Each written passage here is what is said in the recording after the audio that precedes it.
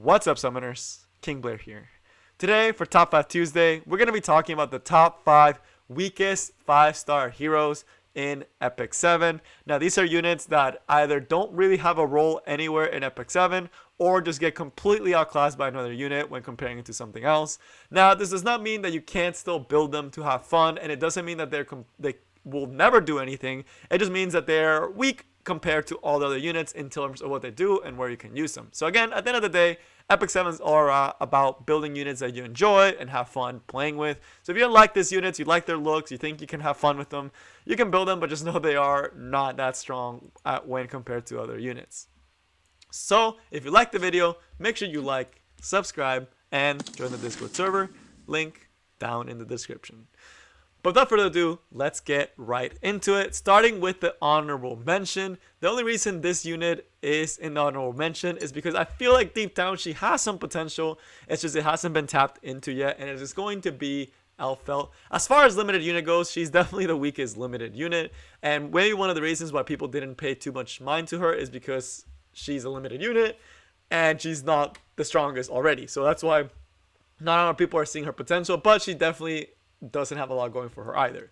Her S3 dispels only one buff, meaning things like Fallen Cecilia can absolutely stump your day. But if there's no Fallen Cecilia on the board, it's actually not a bad skill. It's able to strip. You can make it ignore F-Rest to be able to hit easier, sleep, decrease defense, and give you an extra turn to set up increased crit rate for your allies. You're most likely not going to be killing, and her biggest problem is actually going to be that she has very low ratios. It's one of the reasons she's so bad, even though her stats look so promising. And now with Guiding Light, even then, maybe Guiding Light, no one's really tried her since Guiding Light was like big release and got huge buffs. So I'm curious to see if someone can make a weird Guiding Light built to counter Falconeer Claries in Arena. As far as PvE, again, Golem and things like that, she's not that great in those scenarios, but you know, not the worst either. You know, she can definitely do some things, and you can definitely try to make her work. People used to use her a lot for Guild Wars, although it is definitely not her meta right now. She could easily have been on this list. To be honest, she honestly should, but all the other ones in this list are also very, very weak. But now on to number 5. This unit just recently got a buff, which is really sad because it means that there's almost no way that they'll give him another buff, and it is going to be Haste. Haste is still extremely underpowered. His cleave is extremely weak. As far as PvE goes, he's good in Golem and he's good in Earth Expedition. Actually, really good in Earth Expedition, which is why he's actually so low on the list. But the problem is that things like Golem are not that big of content. Golem is probably the worst hunt, and you should honestly not be farming it unless you really need a piece, because it's not economic when there's all these other units that need stuff besides Golem. He does also have some potential for one-shot in Wyvern, but it's just there's so many other better units that just do his job better. It's a shame because he looks so cool and so amazing, but they basically made him a counter to Earth content, and right now the only real Earth content that we have is the Earth Expedition, which is not even here right now, and Golem, which again, it's probably the only hunt that you'll never farm. If maybe you'll farm like 100 times, you shouldn't build a unit just for it, right? So very, very saddening. Such a cool kit, so much potential with like the vampirism and the bleeds and everything, but just not really needs kind of a kit rework. But I don't think Smilegate gonna give it to him. They basically just slapped him in Golem. Maybe one day we'll get a Golem buff, or we'll get more Earth content where he can actually pop off in.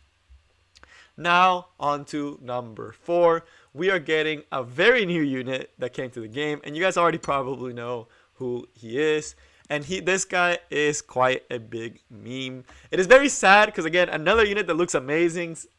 Animations are insanely good. He looks great, but A, he has no PvE potential, and B, in PvP, he's extremely unreliable and doesn't do a lot, right? Even if he pops off, he doesn't do anything. So even though he's already extremely unreliable, he's not going to be doing anything that's super crazy that's going to win you fights. His damage is subpar. He has no real support for his team besides maybe his S2 proccing, which again is extremely RNG. He does have a really cool S3, which is the one that applies rage and breaks the enemy's HP. So much potential, but the damage is a little bit on the low side, and it's just hard to try to get to the skill often and find cases where it works, where you just don't lose before them, or if there's a Fallen Cecilia or any sort of damage mitigation where you can't get as much out of the injuries. Mort's not in a good spot, right? And he's a very new unit, has no identity. He doesn't really outperform any other unit. He doesn't have a special content that he's good in. He's just bad all the way around. He wants to do too much and doesn't end up doing anything at all. Has some potential with the decreased defense on the S1. Has some potential with this S3. But the S2 unreliability is just absolutely crushing. And the damage is not strong enough to make up for essentially not having an S2. Because in reality, he essentially doesn't really have that great of an S2. He can resist stunts and sleeps, but as you guys know, things like provoke with Buccaneer Clury, not going to do anything. Decreased defense, not going to do anything. Attack breaks, all that stuff. Kind of rough. Maybe if he was immune to more debuffs, or if he had a reliable S2, he'd be doing something, but it's just absolutely crushing to see more. Such a cool unit just kind of go to waste.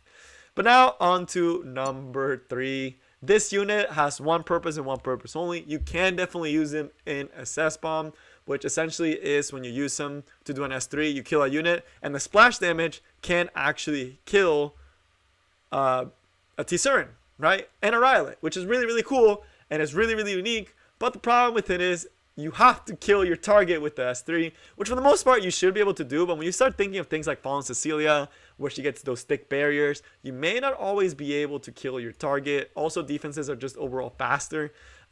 With Polides being everywhere in Arena, you can't really perform this combo if there's a Polides there, because how are you going to push your Cess if you don't have Oxlots?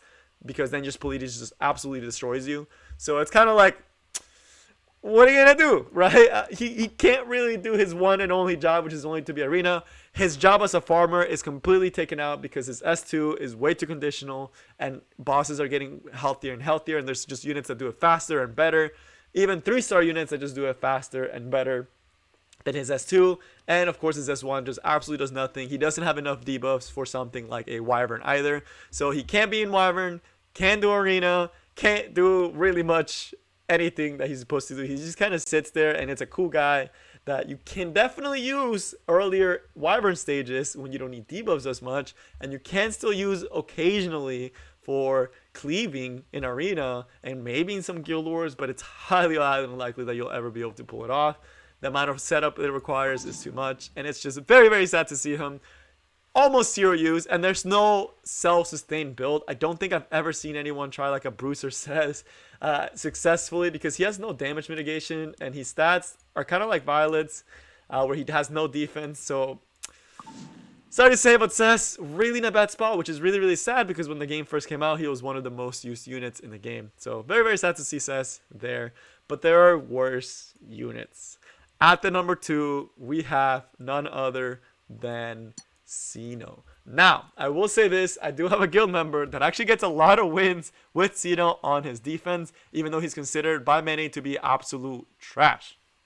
Again, the reason why is because with the right gear and the right setup, sometimes you can make even these units that are not great pop off, right? Like, you can still win with Mort and things like that. So it's very, very impressive to see that he actually found a way to use Ceno, which I think is really, really cool. But Ceno essentially is just trying to do something and ends up doing nothing. But can definitely still catch people off guard. So the S3, it has silence and bleeds. Again, not the craziest debuffs. It's on a decently short cooldown, but you know, Tisurin has unbuffable and silence. And hers is like about the same percentage. Like, this one goes up to 80%. I believe Tisurin is about the same as well, if not higher on Tisurin. I think Tisurin might actually go up to 100. But the silence, I mean, it's nice. He is a mage, which does give him access to Abyssal Crown. So you can definitely catch people off guard because, you know, he's a very tanky mage. And he's able to apply silence and bleeds. His S1 is also able to stun. So if you give him something like an Abyssal Crown and a counter set, he can definitely sometimes do stuff. But it's just almost never going to happen. And then, of course, the passive that just gives him more damage on the S3, more defense, but he doesn't even scale off of defense. He scales off of health. So it's kind of like, why is he getting defense when he scales off of health? So not a really cohesive kit. Really cool looking dude. Can definitely be fun for some shenanigans, but not a unit that you want to be using and investing a ton of great gear onto. Very bulky though, and maybe one day they'll give him something that makes him stand out, like maybe making the S1 hit 2 targets, or maybe making the S3 strip or something along those lines to make him kind of like a booster control mage, which would be really, really cool to see, and I really hope he gets a buff. But as of right now, he remains not that great and more of a meme pick. And now, on to the number 1. This unit is just, I don't even know anyone that uses her. If you're someone that has used Aramintha and uses her consistently and often, please type in the comments. Let me see your build. At me in the Discord. Do something. Send me a video. Shoot, if you send me a video, you share the video of you showing Aramintha in any content, like that's these, even like a Challenger Arena or in like top 1,000 Guild Wars where she actually pops off. Send me the video. I'll showcase it one of these days on one of the streams or something, because I really don't think there is any way to use Aramintha properly and win with her well. She's just a worse version of all her other counterparts. She's a worse version of her MO, right? The S3 has burns. That's really cool, right? 100% chance to burn, 50% chance to stun, right? The problem, 50%, 50-50. You're never going to get what you need or what you want when you're actually trying to get it. The burn is really, really cool, but her base stats are atrocious. So like if you try to build her with too much attack, she will get kind of just popped.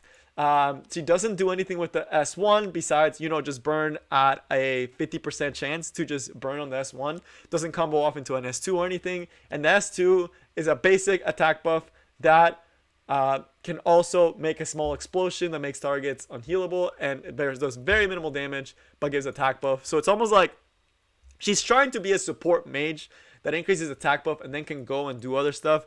But right now, the way she is, she cannot do anything.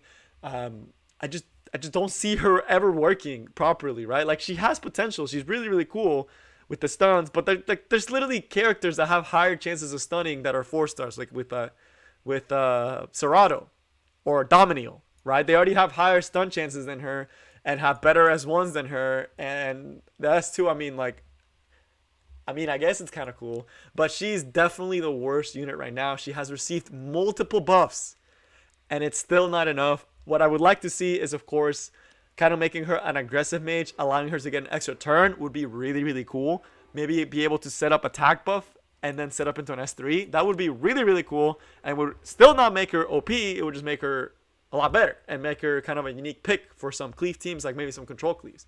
But right now, I believe she's probably the worst 5-star in the game.